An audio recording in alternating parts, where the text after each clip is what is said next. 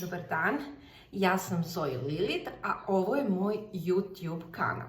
Današnja moja tema su afirmacije, iako vas one zanimaju, lajkujte ovaj video, zapratite moj kanal. Hvala vam. Šta su to afirmacije? Afirmacije su pozitivne izjave kojima mi težimo da promenimo svoj unutrašnji govor i da nam onda i ono spolja bude bolje.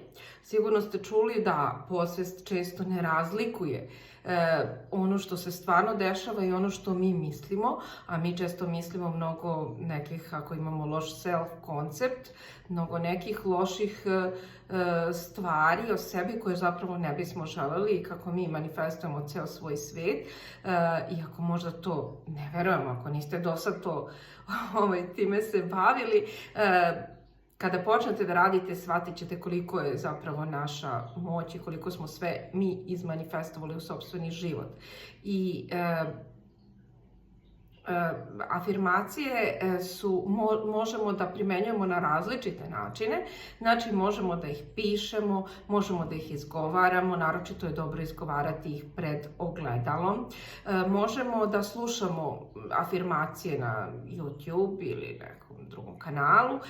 Možemo da snimimo svoje afirmacije, što je izuzetno dobro, i onda da slušamo afirmacije izgovorene našim glasom i da se i na taj način uveravamo u to. Ako želite da primenjujete afirmacije, ako vam se posle ovog mog videa ili inače učini da je to korisno, nemojte odmah odustati i odmah zaključiti, meni to ne ide.